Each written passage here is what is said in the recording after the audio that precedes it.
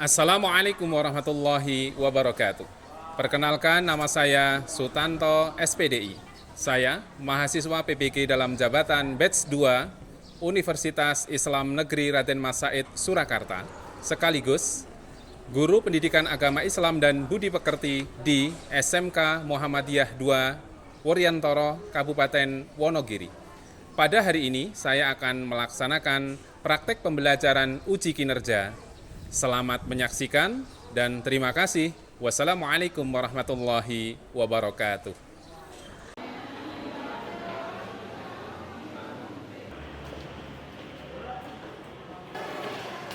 Assalamualaikum warahmatullahi wabarakatuh. Waalaikumsalam warahmatullahi wabarakatuh. Selamat pagi anak-anak semua. Alhamdulillah. Bagaimana kabarnya hari ini? Alhamdulillah, luar biasa. Allahu Akbar. Baik. Baik. Sebelum memulai pelajaran pada hari ini, silakan salah satu untuk memimpin berdoa. Oh, Dennis silakan. Baik, Pak. Siap, gerak. Berdoa mulai. Bismillahirrahmanirrahim.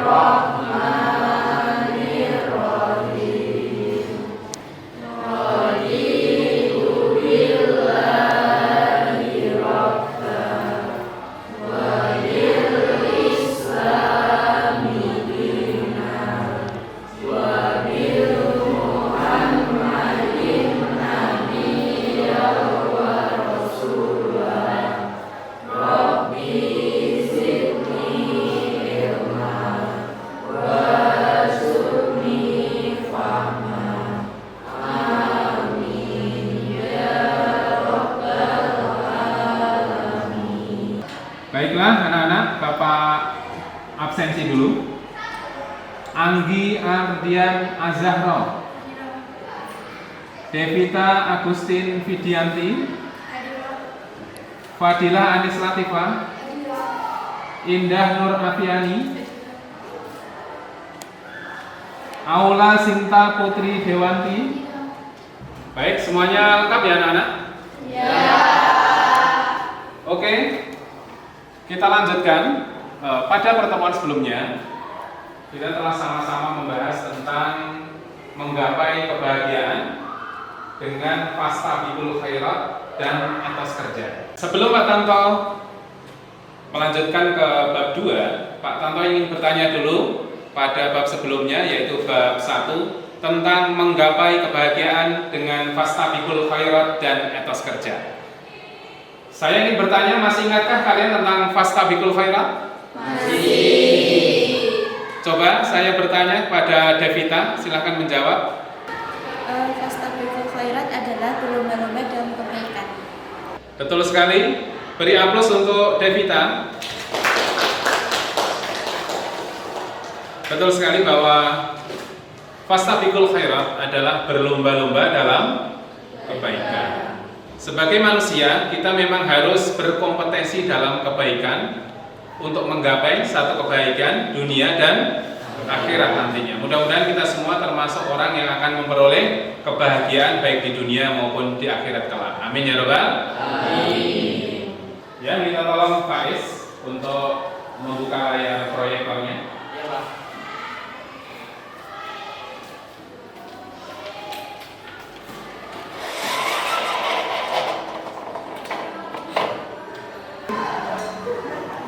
Baiklah anak-anak sekalian, sebelum kita masuk ke materi ini, Bapak ingin melihat sejauh mana semangat kalian, apakah masih semangat atau tidak. Coba nanti menirukan Pak Tanto, ketika tepuk 1 sebelah kanan, ya, tepuk 2 kanan kiri, tepuk 3 kanan kiri atas. Bisa dimengerti? Coba tepuk 1, oke, tepuk 2, tepuk 3, tepuk 2, tepuk 1, tepuk 1, tepuk 1, tepuk tangan. Terima kasih, kalian masih semangat. Baik, Pak Tanto ingin mengingatkan kalian ya, tentang suatu yang sangat penting dalam diri kita, yaitu makna syu'abul iman. Tadi sudah dijelaskan oleh Dila bahwasanya syu'abul iman itu adalah cabang-cabang keimanan. Lalu tadi diperkuat dengan Devita yang menyebutkan pentingnya itu kita memiliki supaya hidup kita selalu dalam petunjuk Allah dan mendapatkan sakinah atau ketenangan dalam jiwa. Namun sebelum itu, Bapak ingin membagikan materi mind map dan juga LKPD pada kalian.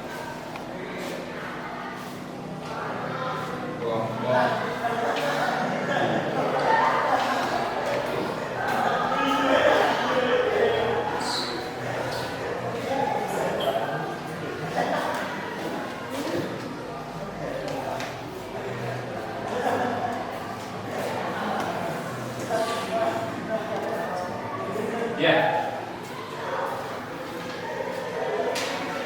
karena LKPD, mind map atau materi sudah Bapak bagikan,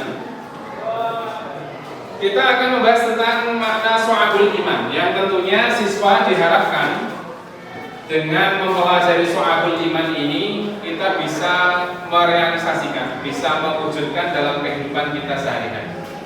Pertama, bisa menumbuhkan kedisiplinan. Yang kedua, bisa menumbuhkan akhlak yang baik.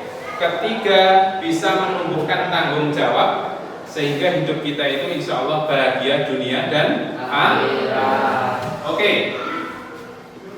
Karena itu tentu ada dalil dari syu'abul iman ini. Salah satunya adalah hadis yang diriwayatkan oleh Imam Bukhari dan Muslim yang dibawa oleh Abu Hurairah radhiyallahu anhu. Maka coba saya minta tolong untuk Fadilah bisa membacakan dalil tersebut dan anak-anak yang lain bisa mendengarkannya. Silakan dibaca.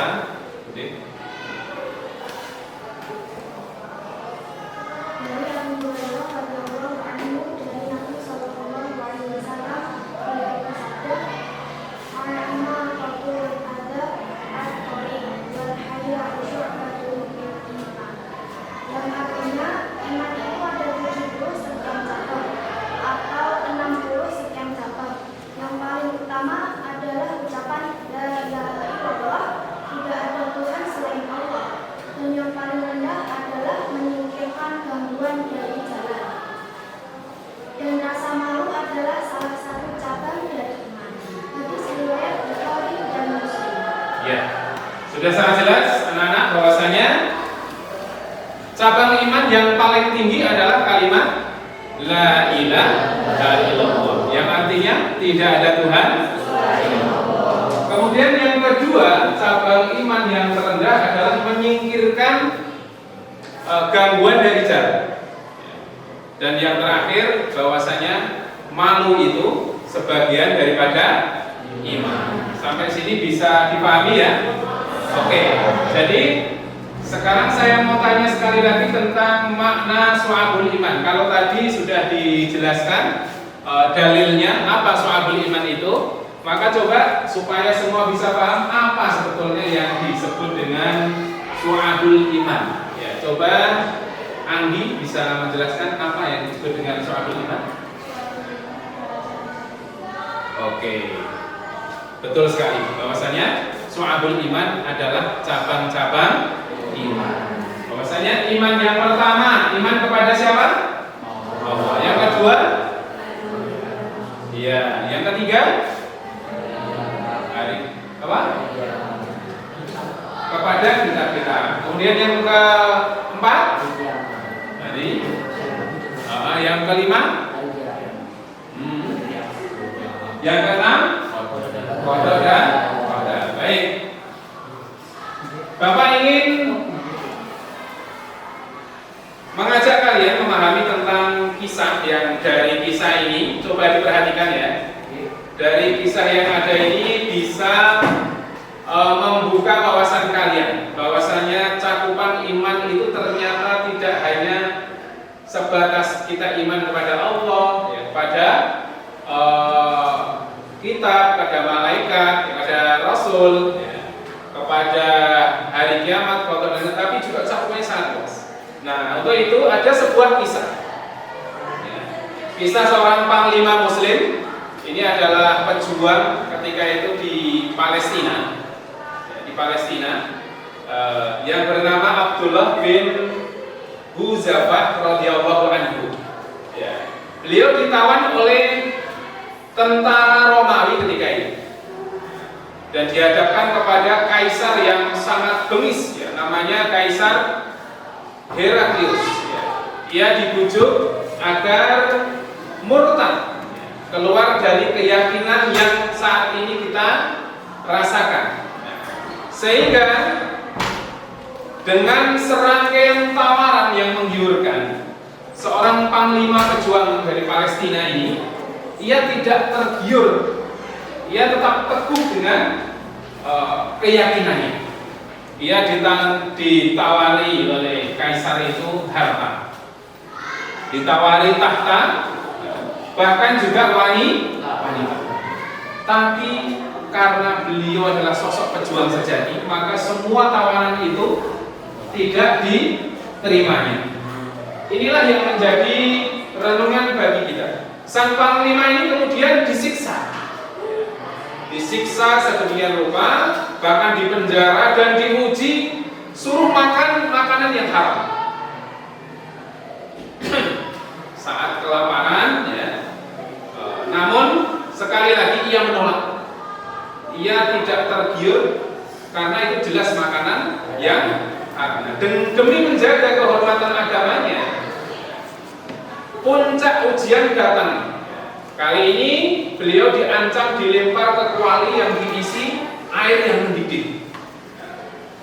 Sebelum ke beliau yang akan menerima siksaannya, terlebih dahulu ada seorang yang disiksa sebelumnya.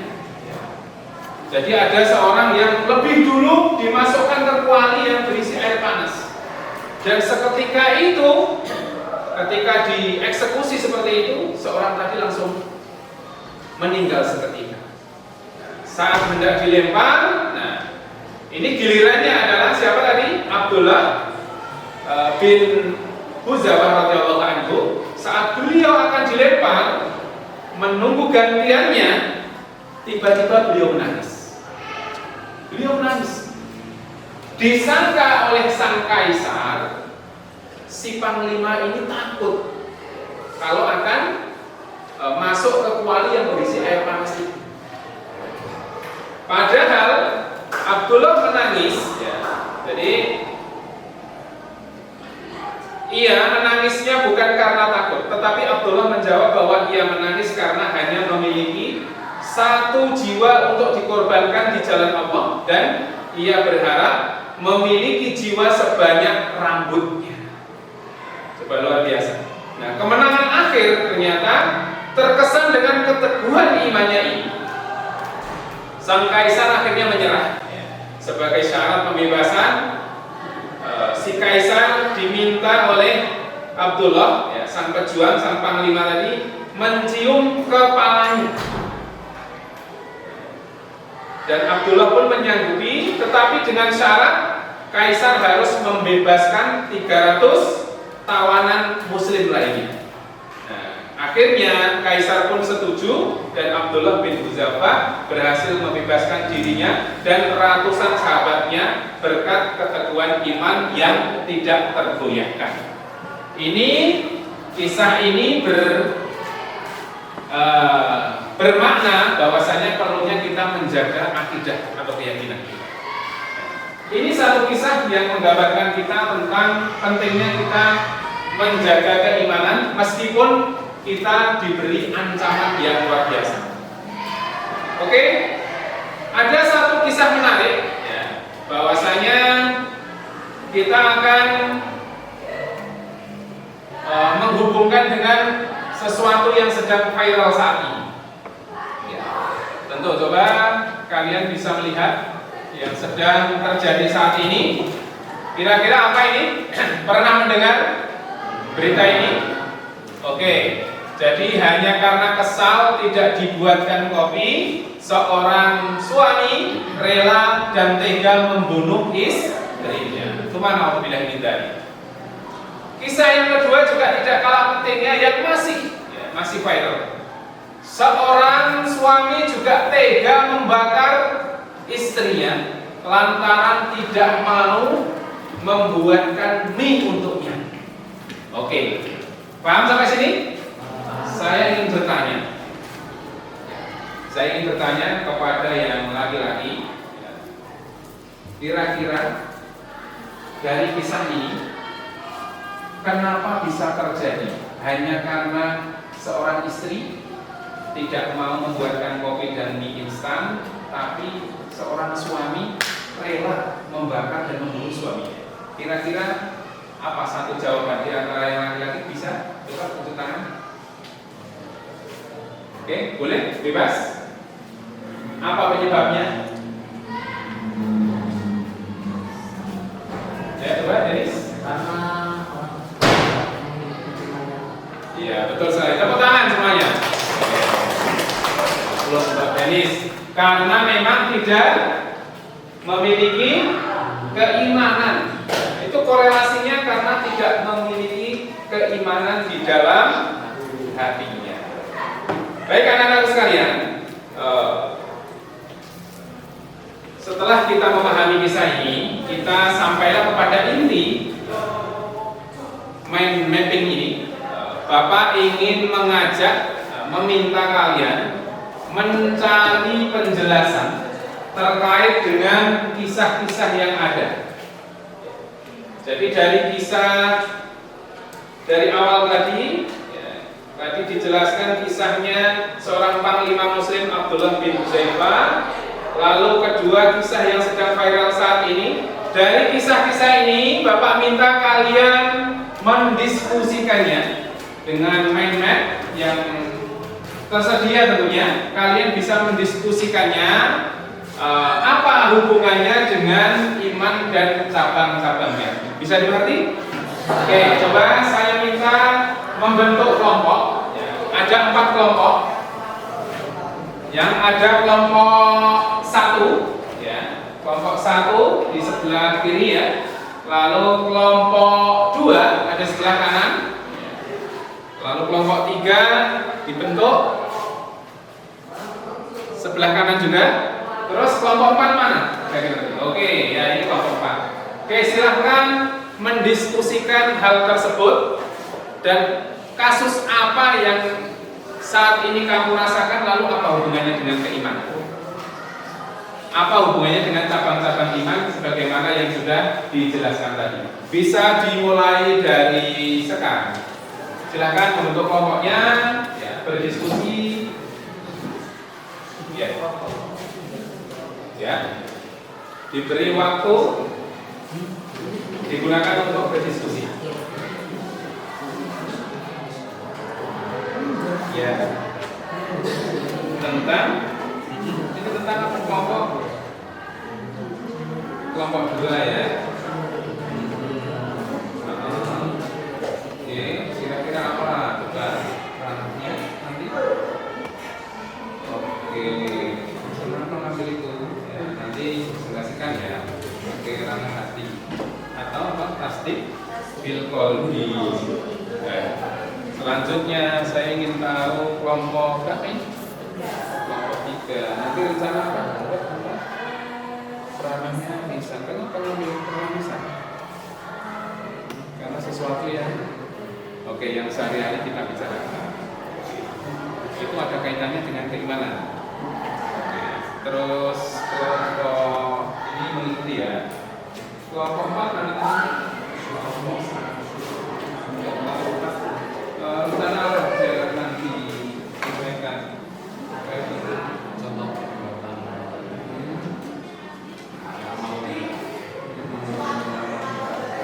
jadi dipraktekkan dengan amal perbuatan gitu ya,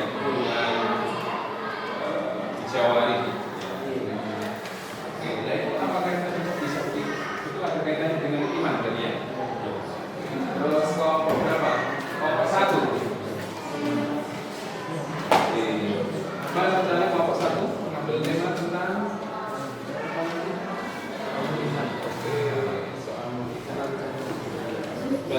apa saja ini? Berarti ini dijelaskan ini ya, dari ini terus ini baru disebutkan ini ya. Oh, ini kaitannya dengan apa? Niat ya.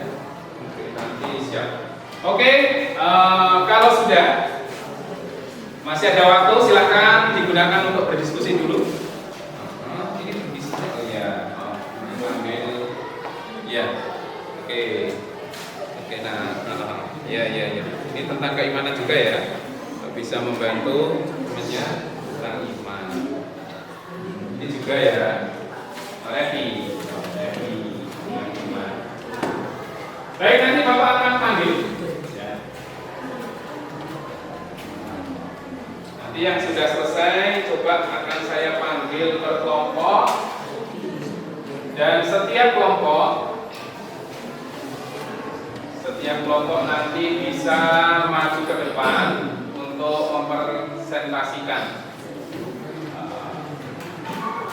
apa itu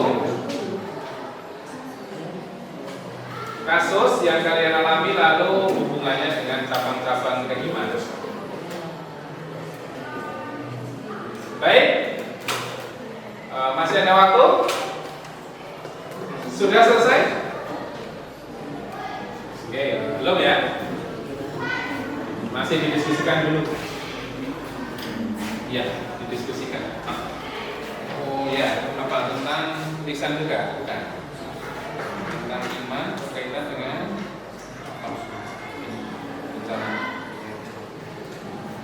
mengikuti kelompok 4. Dibantu. Oke. Nah, terus apa yang berkaitan dengan iman?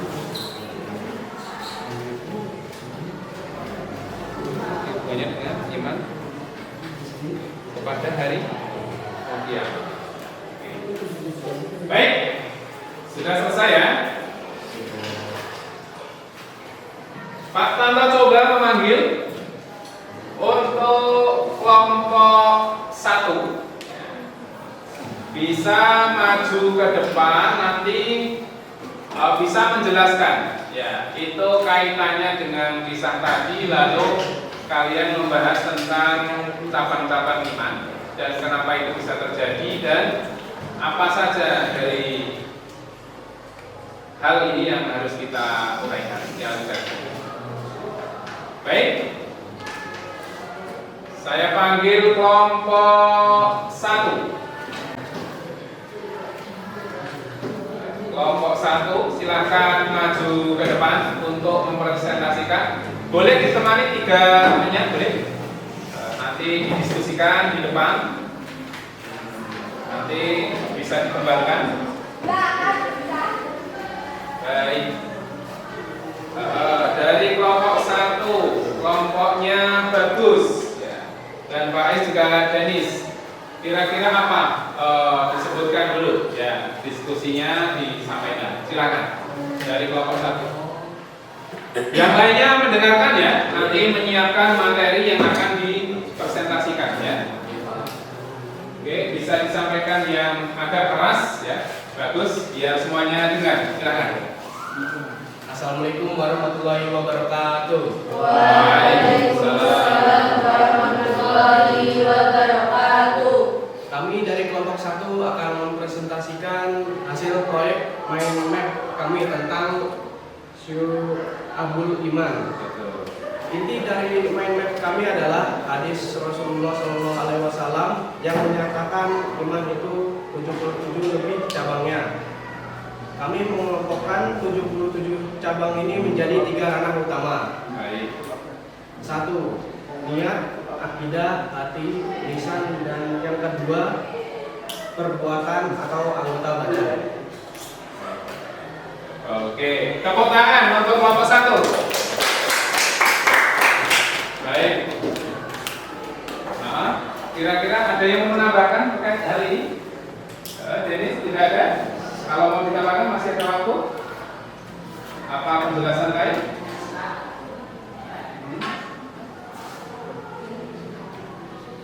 Sudah? Baik, silakan kembali ke tempat duduknya. Oke, silakan. Berikutnya, kelompok 2. Silahkan maju ke depan, boleh? Sama turunnya. Yang lain sekali lagi mendengarkan. Dulu. Kelompok dua. Ya, silahkan dipresentasikan. Suaranya yang keras ya, tetap semangat. Oke, silakan. Assalamualaikum warahmatullahi wabarakatuh. Waalaikumsalam. Kami dari kelompok 2 akan mempresentasikan sesuai mind map kami tentang Syu'abul Iman adalah cabang-cabang iman. Cabang-cabang iman yang pertama adalah ranah hati atau tasdikun bil qalbi. Oke, silakan. Pada ranah pertama, cabang iman yang berkaitan dengan niat, akidah dan hati terdapat 30 cabang. Ini adalah niat-niat yang terpatri di dalam hati. Dua contoh terpenting wirah iman ini adalah satu meyakini menentukan iman kepada Allah, malaikat, kitab, rasul, hari akhir, qada dan qadar. Dua, mempunyai sifat ikhlas, yakni melakukan sesuatu hanya untuk ridho Allah Subhanahu wa Ta'ala. Baik, aplaus untuk kelompok 2. Oke, terima kasih. Baik, silakan tempat duduk lagi. Ya. Sebelum ke kelompok berikutnya, ya ini menarik. Tadi dijelaskan bahwasanya iman itu harus mencakup 3 hal ya. Dari ke-77 itu disampaikan kelompok 2, Anggi dan teman-temannya tadi harus ada iqraru bilisan. Apa? Iqrar bilisan artinya diucapkan, diikrarkan dengan terus tasdiq bil qalbi, dibenarkan di dalam hati. Baru amalun bil arkan atau amalu bil jawarih, yaitu dibuktikan dengan amal perbuatan. Tadi memunculkan rasa ikhlas dan ridho karena Allah Subhanahu wa Ta'ala. Baik, kita lanjutkan coba kelompok 3. Ya, silahkan untuk mempresentasikan. Yang lain mendengar.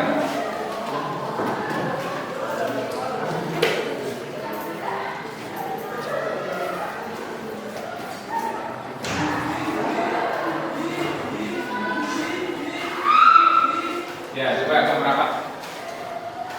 Ya, baik.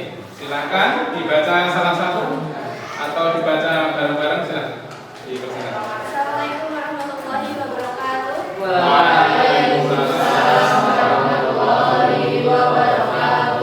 Berdirinya kami di sini di kelompok 3 akan mempresentasikan hasil mapping kita di tentang Syu'abul Iman ranah lisan.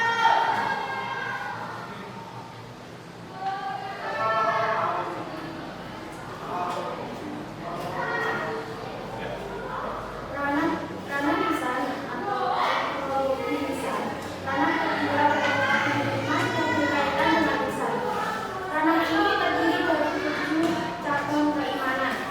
Contoh implementasi konflik ranah ini meliputi 1. Membaca kalimat taubat dan zikir kepada Allah Subhanahu wa Ta'ala, dan kedua, belajar dan mengajarkan ilmu kepada orang lain. Karena lisan harus dipergunakan untuk kebaikan. Lisan orang berakal akan kembali ke hati nuraninya sebelum berbicara. Masya Allah, luar biasa. Tepuk tangan. Baik, terima kasih Devita dan Fadila dan teman-teman yang lain. Bisa kembali ke Sekian, wabillahi mohon maaf. Wassalamualaikum warahmatullahi wabarakatuh. Waalaikumsalam warahmatullahi wabarakatuh. Baik. Oke, jadi menarik sekali ya dari kelompok 3 sama bahwasanya iman itu ternyata cabangnya luar biasa banyak, luar biasa besar yang harus kita gali. Ya, selanjutnya kelompok 4, silakan untuk mempresentasikannya.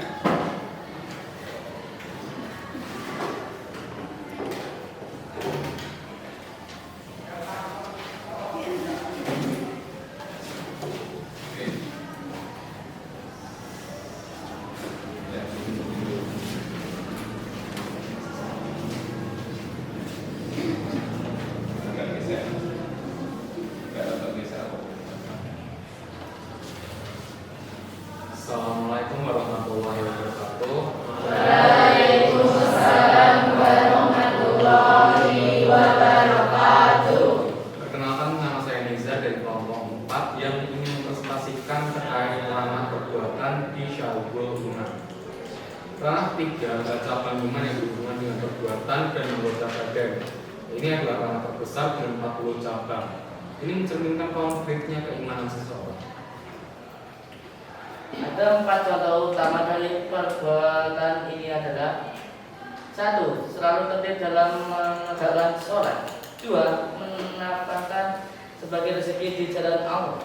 3. Memelihara amanah dan menepati janji. Perbuatan adalah ukara kualitas iman seseorang. 4. Dan menunaikan ibadah lainnya seperti kurban, puasa dan haji. Sekian dari kami, kelompok 4. Wassalamualaikum warahmatullahi wabarakatuh. Waalaikumsalam warahmatullahi wabarakatuh. Ya, tolong hapusnya. Ya, terima kasih kelompok 4. Silakan kembali ke tempat. Baik, anak-anak sekalian. Tadi setelah kita mendengarkan uraian dari apa yang kalian kerjakan terkait model mind map, kalian sudah bisa menyimpulkan tentang studi kasus terkait dengan bab 2 yaitu Syu'abul Iman. Karena itu kita perlu mengambil kesimpulan ya, yang dari masing-masing kelompok. Tentunya nanti akan ada salah satu yang menyimpulkan dari keterangan kelompok 1, 2, 3, dan 4. Yang dari kesimpulan itu kita akan menemukan makna yang sesungguhnya daripada Syu'abul Iman atau cabang-cabang iman tersebut. Baik anak-anak sekalian, tadi sudah dipresentasikan antara kelompok 1 dengan yang lainnya. Maka akhirnya terjadi satu kesimpulan di mana salah satu kalian mungkin ada yang ingin menjelaskan secara detail apa yang kita ambil atau hikmah dari yang kita presentasikan secara bersama-sama. Mungkin dijelaskan kelompok 1.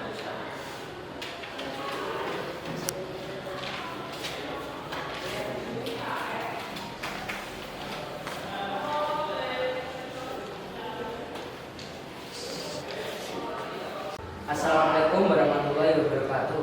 Waalaikumsalam warahmatullahi wabarakatuh. Untuk menutup presentasi ini, kami menyimpulkan dengan mengamalkan seluruh cabang ini, kita akan meraih hikmah dan manfaat Syu'abul Iman, yaitu mendapatkan jiwa yang tenang, sakinah, dan mewujudkan kehidupan yang lebih baik. Yang terpenting lagi, kita akan terhindar dari perbuatan yang merusak seperti maksiat, pembunuhan, dan perbuatan merusak lainnya. Sekian presentasi dari kelompok kami. Terima kasih. Wassalamualaikum warahmatullahi wabarakatuh. Waalaikumsalam warahmatullahi wabarakatuh. Baik, aplaus untuk silakan kembali ke tempat. Baik anak-anakku,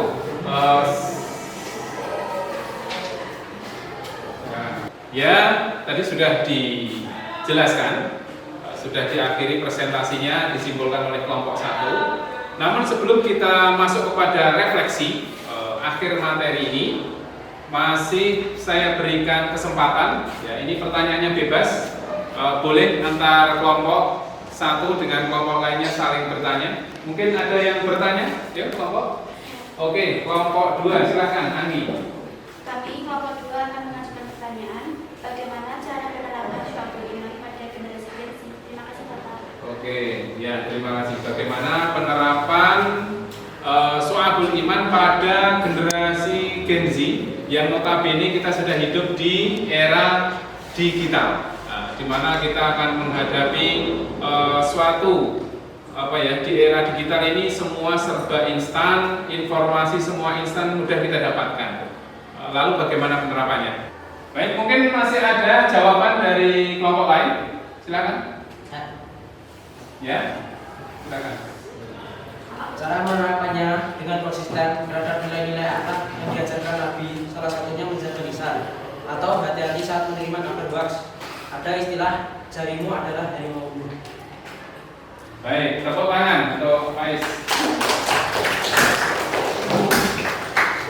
Ya, anak-anak sekalian, sudah dibahas dengan lengkap pertemuan kali ini, di mana kita menggunakan sistem mind mapping.